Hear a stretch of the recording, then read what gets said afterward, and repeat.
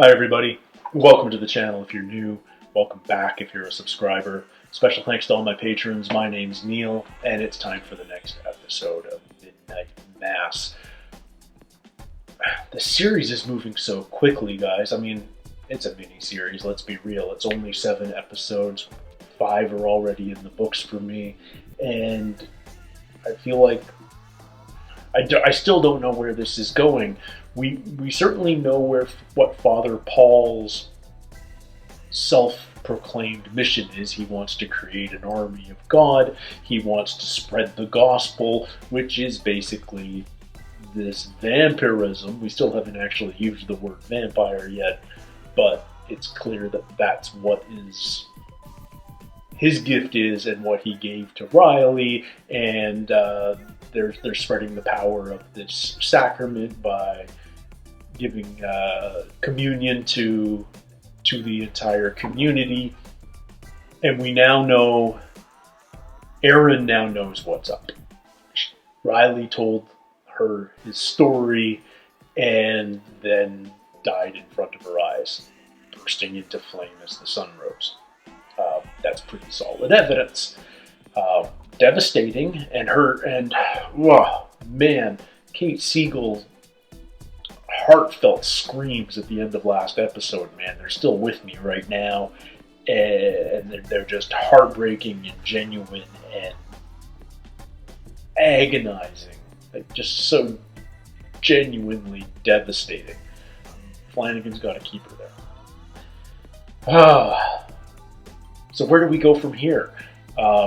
It feels like Sarah, our doctor, and Mildred, her mother, are both concerned about what's going on at the church. Mildred said, "That's not my church anymore. That's not the man that I used to love." Basically, that's the implication. I really do feel like there is a history there, that there was some romantic connection between Mildred and Monsignor Pruitt in their early years. And it's quite possible Sarah is the product of that. But yeah, we know our sheriff now has 3 missing persons cases to deal with, and he's a good enough cop that he may find some things out. What that's going to turn into, I don't know. I'm less frightened of Paul than I am of Bev, because Bev seems to have the town in her clutches. Like, it seems like she can just manipulate anyone to do anything, any member of the church to do whatever the heck she wants. And she's had years to practice and hone that skill. And frankly, you could give me Hamish Linklater talking for 10 minutes as Father Paul about anything, and I will be hanging on every single word with bated breath, because he's such a compelling character, such a great performer in that role. I'm ready to jump into it. I thought we would have Riley until the very end, but it appears that we won't. I feel like his death at the end of episode 5 was pretty final. Ending up in a pile of ashes in a rowboat in the middle of the ocean. Seems like there's not much coming back from that. But who knows? Who knows? This is Flanagan. He has a way of not living up to your expectations, but outperforming them in a completely unexpected way. Let's jump into it, guys. This is Book 6, Acts of the Apostles. Oh, we're right back here. Wow. Well, instant cremation. She's got a row. Sit where he sat. It was his dream, though. His recurring dream. Was it a premonition? I always like seeing actors who have no idea how to row a boat trying to manipulate oars for the first time on camera. I grew up rowing a boat, so it's noticeable. Waiting for the sun to drop. Does he know what's happened? Can he sense it? Oh, he left them All letters. Come on, pull that boat up. Midnight Mass. We're finally there. 8 p.m.'s not late enough. I need your help. Interesting she's going to Sarah.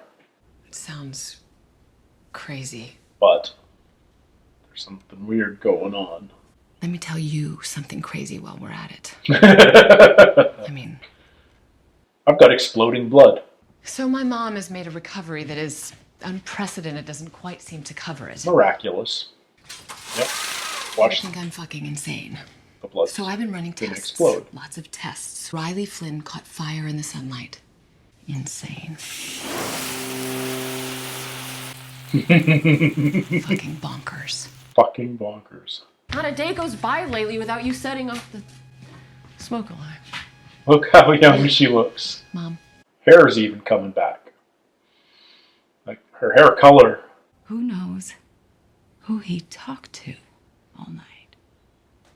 Yeah, what did he leave in the letters? What else he has done to deprive others of God's graces? Let's share everything that we have. Easter Vigil has always been a night of baptism, hasn't it? Are they just going to turn everybody tonight? Maybe our body can filter it out the way it does any other harmful substance if it's not too much.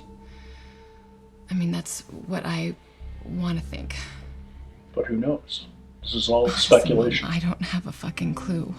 Where do we go from here? Not to Mass. He said to run. Uh-oh. Don't kill Dad. What did the letters say?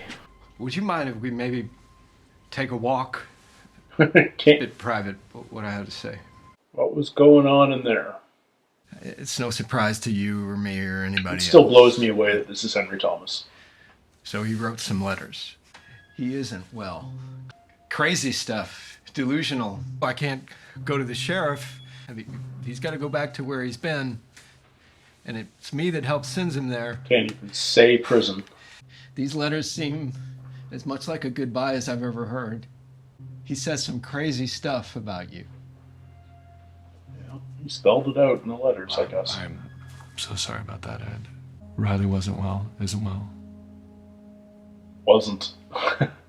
Bit of a slip there. I'm glad Ed walked out of there alive. I wasn't sure there for a minute. To dust we shall return. I'm going to the mainland this evening and catching the bell. I was hoping you would come with me. She's running. No, we have Mass tonight. Easter Vigil. We're here. But we're not here leaving. for...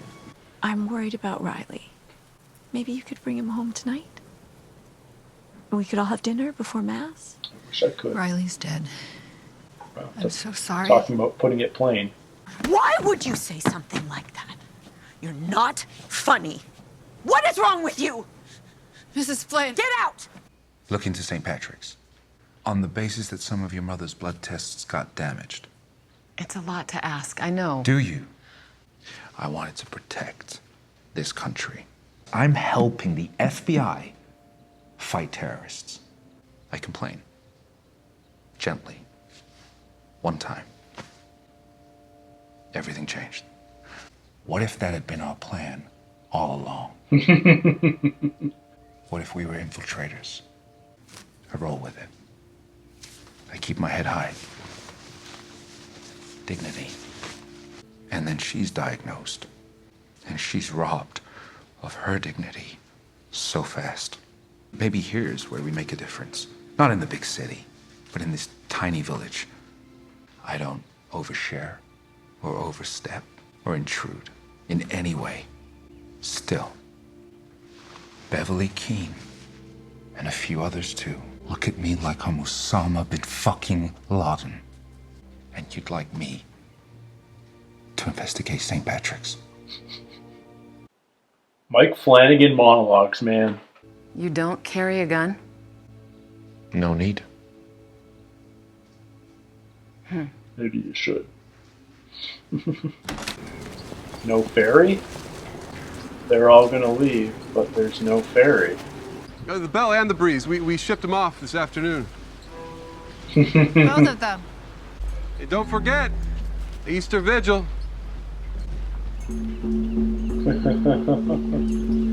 That's not frightening at all. I know you can cut and paste sunsets and dramatic clouds, but I hope some of those shots were real.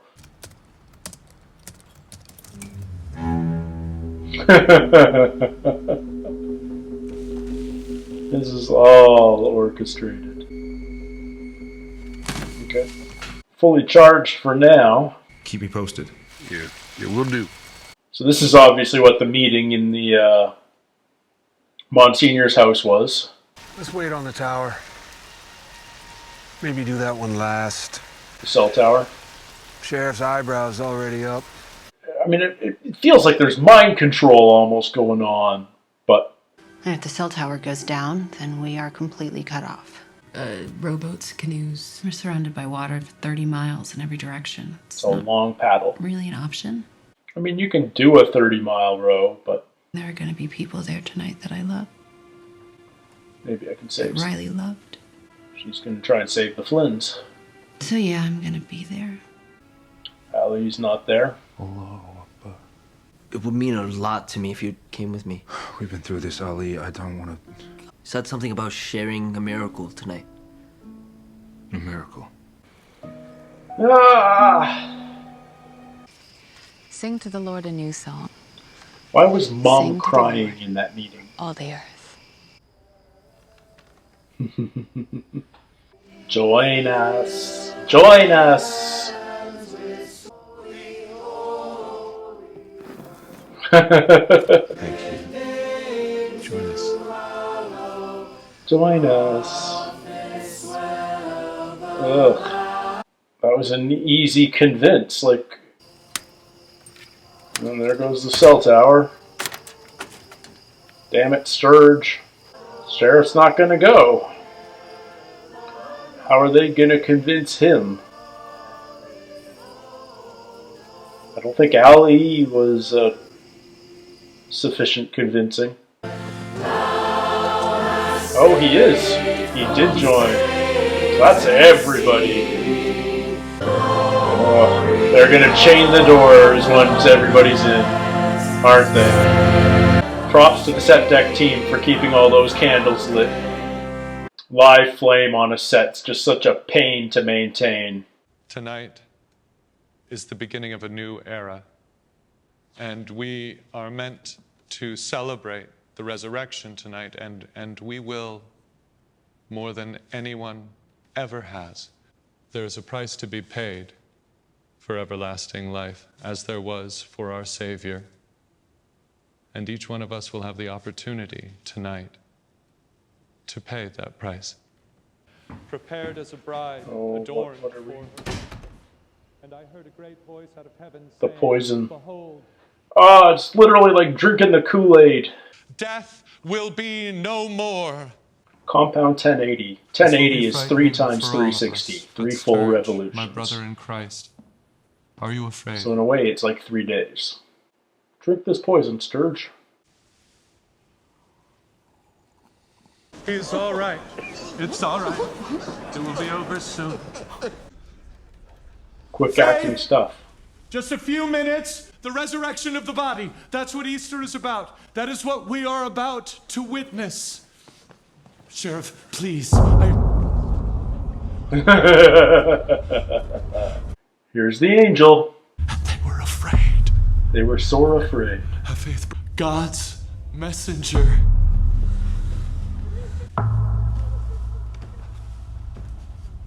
Putting him in the holy robes.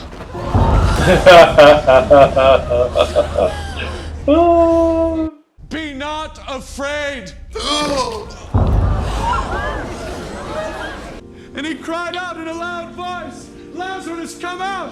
Drink the dead Kool-Aid, man came out, everybody. And his feet and hands were bound. The blood of the angel is already in your veins, but it is Not everybody's. Let your earthly body Not the sheriff's. so that your divine body can awake. Presumably Ali hasn't taken communion. Stop! Stop! Sheriff, I implore you. Hey, back! Ali, come here right now. There's no need to be waving a gun. Dare you? Welcome, my son. No, Ali, hey, look at me. I choose God. No! No! No! What? We have to do something. We have to do something. People are just doing it. Mommy, no. No. It's okay. Don't drink that. Please. You're scared. I can help you. We'll do it together, okay? Don't do it, Lisa. Don't do it. Has Ed done it? So Warren hasn't done it. Yeah, Warren and Lisa aren't doing it. Mom and Dad aren't doing it. Whoa!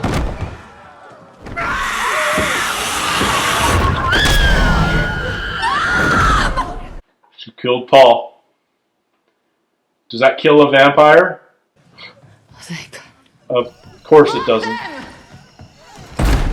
Remove this, Sheriff. Take him out back. We'll need food soon. Brothers and sisters, rejoice! The first of the apostles awakes! Get out.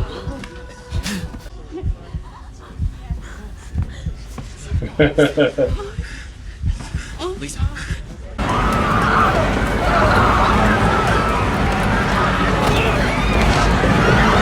Sheriff's hoot. Okay, we got survivors. Good on Ed for not. Because I feel like Mom would have. Oh, man.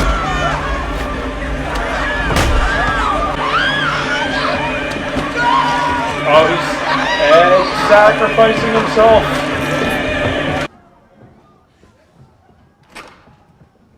Bev didn't drink. That'll all be over soon. I mean, you could shoot me right now. It would just mean I'm 5 minutes behind. We have 5 minutes.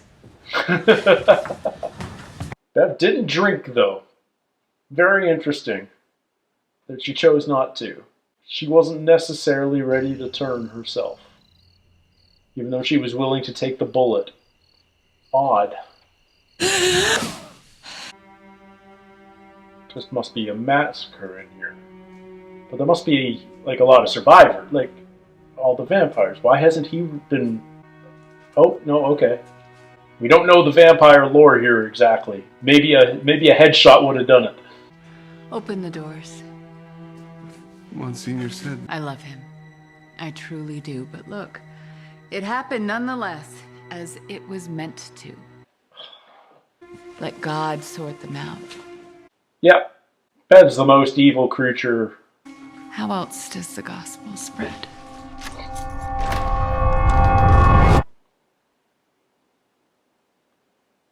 And the audio just cuts out like that too. Nothing especially surprising actually in this episode. Like you felt like this was what the show's been building to. The midnight mass, the conversion of the entire village, the entire island to the gospel of this angel, this new covenant. And it's a bloodbath. Of course it is. And Bev freaking Keane is the villain of this show. And well, it's crazy. Like, there's never been a doubt that she's a bad person from the moment we met her in this show. And yet, she seems so... Everything she does just reinforces that she would do anything in the name of God, and yet does she genuinely believe that, or does she just use that to justify her killing people she doesn't like? It's hard to tell. It's hard to tell. Like she's certainly a true believer, but I feel like every time she quotes scripture, it's as manipulation, it's as justification. It's not God speaking through her or anything like that. And anyway, yeah, we have survivors. We've got the Flynns, we've got Lisa, we've got the sheriff, we've got Sarah and Aaron and Mildred. I think that's it. And Ed sacrificed himself, so we've only got mom and brother Flynn. It's a small group of survivors that are going to have to somehow survive the night. But the doors are open, and everyone who's been fed and has... Like, I'm a little hazy on the mechanics. I'm not going to lie, because presumably the people that have been taking Mass, the people that have been drinking the blood of Christ, are the ones that have...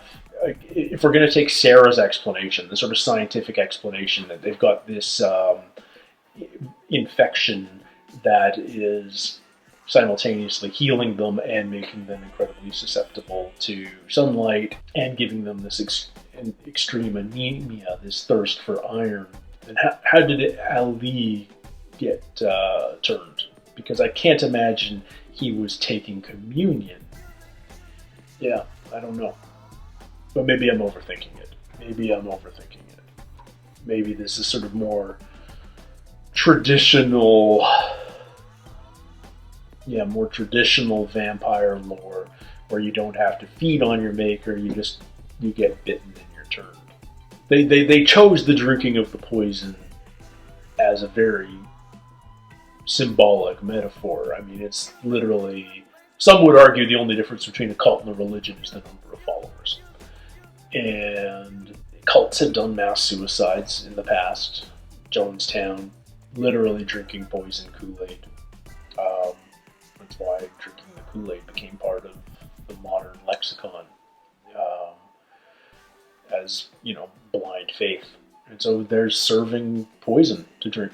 Compound 1080 or 1080 is an interesting number, because if any fan of half pipe or skateboarding or anything knows that 1080 is 360s. It's three full revolutions. And 360 degrees is how much the Earth spins in a day. It spins all the way around. And so 3 times that is 3 days. And 3 days for Christ to be resurrected. Yeah, the timeline of these resurrections is going much quicker. Felt like Father Paul's transformation was long and extended and started in the Holy Land and continued for days after he returned to the island. So Riley seemed to be much quicker, and the rest of the town seems to be turning even quicker than that. So the rules are a little hazy here, but I'm going to let it slide because the story's freaking awesome. I think it was foolish to have gone to Mass for Sarah and Aaron and Mildred. I'm super surprised that the sheriff went. Nevertheless, feels like the whole town was there. Sometime after midnight at this point, and we have till sunrise to survive. And presumably that's going to be the last episode, and I'm going to bet the last episode is called Revelation, because of course it would be. Anyway, I hope we figure out how to kill a vampire. Presumably we're going to have a showdown with this angel, as they're calling it, who is very Nosferatu-esque. I'm still a little surprised Flanagan had a vampire story in him. I didn't think that was his jam. I thought he was all about the ghosts. And no, let's explore. It would be like if the next thing he did was suddenly creature horror. Creature from the Black Lagoon style horror or something. Just not what you were expecting at all. But you know what? His dialogue, the monologues he gives his actors, I don't know how many times I've talked about this, but they're so freaking good and compelling. We got the sheriff's whole story about why he became a cop in the first place, and his whole career in the NYPD and why he ultimately left was just 5+ minutes of hyper compelling story being told by a great actor in Rahul Kohli. Gorgeous monologue, gorgeous words on the page, but turning that into heartfelt story that opens up so much more knowledge about a character. Just really rare stuff. Really rare to see stuff like that in television today, or at any time in the past. Flanagan's turning so many TV conventions on their head. Stuff that you're supposed to stray away from. You're supposed to keep pace up. You're supposed to keep things energetic. You're supposed to be in and out of a scene as quickly as possible. And Flanagan goes, I know those rules, but I'm going to ignore them. I'm going to do something different because I think it might be better. And it might be better. It might be better. Which isn't to say if other people broke the same rules in the same way that they would have something nearly as good. Like, you have to have a gift. You have to be so confident in your story and in your script to make bold choices like that in how you tell the story. But it's paying off, and I'm loving it. I hope you guys are too. Until next week, everybody. Take care. Stay healthy. We'll see you soon. Cheers. And don't get bit.